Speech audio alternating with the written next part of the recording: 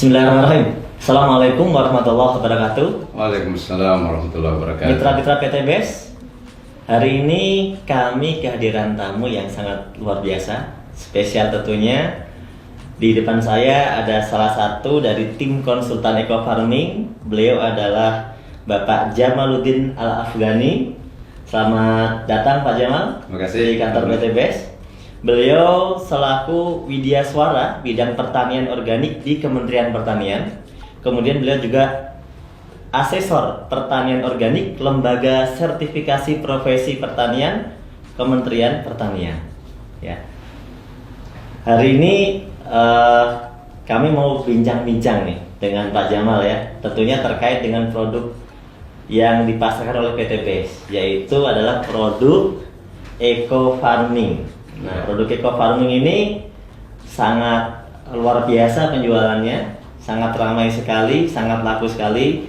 Namun tentunya banyak sekali mitra-mitra atau mungkin masyarakat yang sebenarnya belum paham betul seperti apa sih sebenarnya kinerja Eco Farming ini. Nah, yang pertama saya mau tanya, seperti apa sih Pak pupuk Eco Farming ini sebenarnya secara garis besar ya?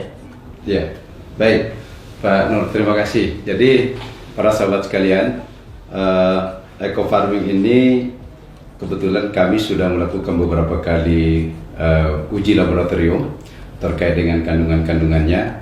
Jadi yang pertama tentu kalau yang sudah ada di kemasan yang sudah sering kita lihat adalah ada kandungan seorganiknya. Nah, seorganik ini adalah merupakan salah satu bahan yang sangat vital dalam memperbaiki kualitas tanah ya.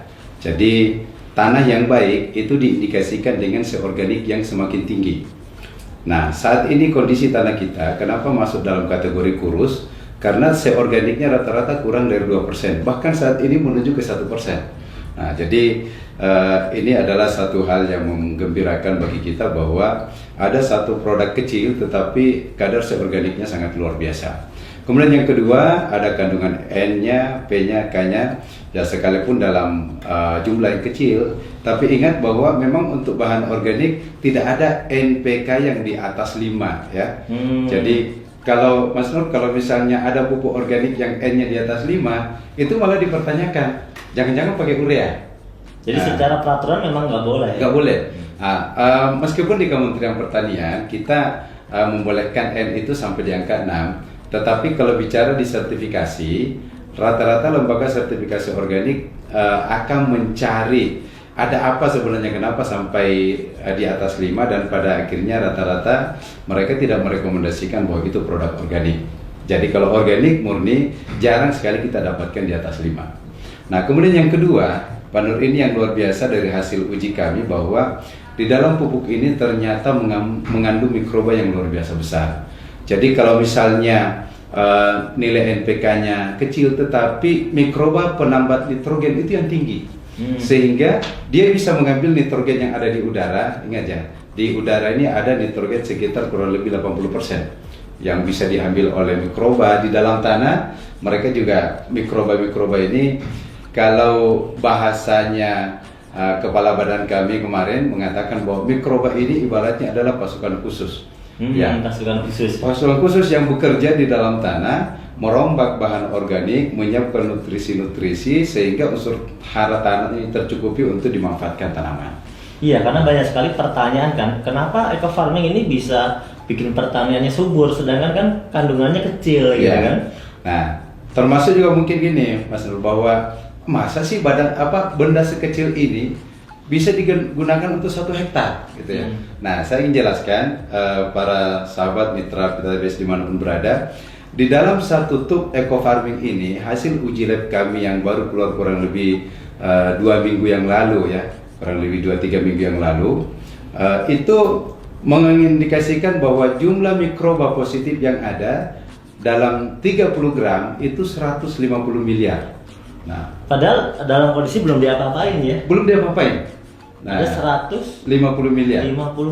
Itu minimal dari 5 kali ulangan di dalam pengujian di laboratorium, itu nilai terkecil adalah 150 miliar. Nilai tertinggi diperoleh 189 miliar.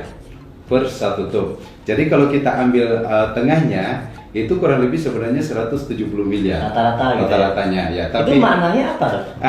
Maknanya begini, dengan mikroba yang dalam jumlah yang besar itu ketika kita aplikasikan ke tanah sebenarnya tidak perlu langkah awal tidak perlu sebenarnya kita lakukan pengembangbiakan lagi, fermentasi gitu ya. Itu yang pertama. Yang kedua, ketika kita aplikasikan ke tanah di dalam satu kali aplikasi, misalnya kemarin saya membuat sebuah catatan kecil bagaimana kita breakdown di dalam dalam 1000 ml itu ada 150 miliar misalnya.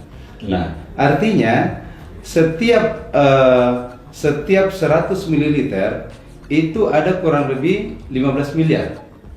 Nah, jadi dalam 50 ml itu ada 7,5 ada sekitar 75 miliar ya, ada sekitar 7,5 miliar maksud saya. Ada sekitar 7,5 miliar dalam satu tangki.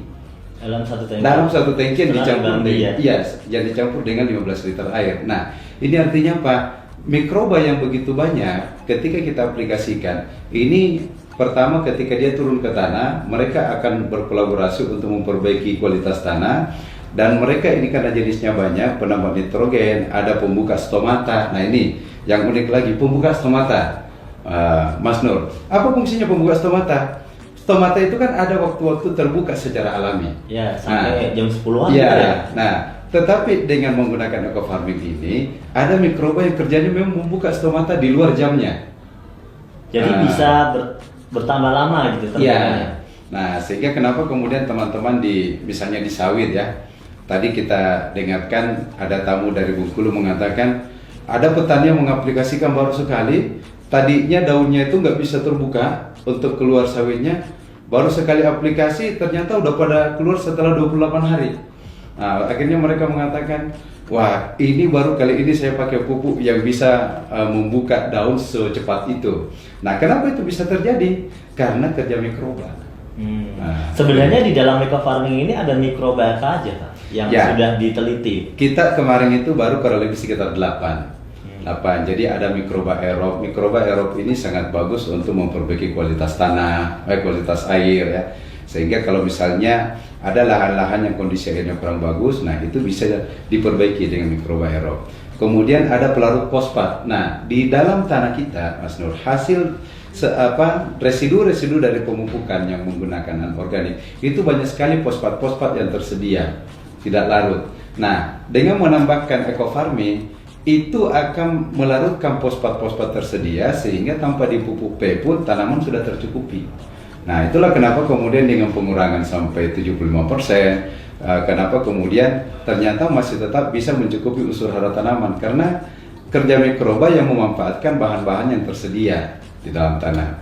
Kemudian ada mikroba yang fungsinya juga adalah untuk melarutkan residu. Jadi residu-residu dari hasil sisa-sisa racun, pestisida segala macam itu bisa dilarutkan sehingga tanah menjadi lebih sehat. Ada selain penambah nitrogen, pelarut fosfat, nah kita mikoriza. Nah ini dia. Ini mikoriza yang sangat luar biasa. Kenapa luar biasa? Mikoriza ini mampu mengambil makanan untuk disuplai ke akar tanaman dalam jarak yang sangat jauh. Jadi dia bekerja membantu menyuplai makanan. Ya, menyuplai. Dan yang kedua, mikoriza ini dia juga sekaligus membuat cadangan makanan. Nah, jadi kalau misalnya ada tanaman-tanaman yang kekeringan gitu ya, tidak tersuplai unsur hara dalam waktu air dan cukup misalnya, itu karena adanya cadangan makanan dari mikoriza sehingga dia masih tetap tahan. Nah, inilah kelebihannya sehingga kita mendengarkan banyak sekali dari teman-teman menyampaikan bahwa kenapa kok kekeringan tapi masih tetap hijau. Nah, itu salah satu fungsi hasil kerja dari mikoriza ini. Ya. Dan yang lainnya mungkin?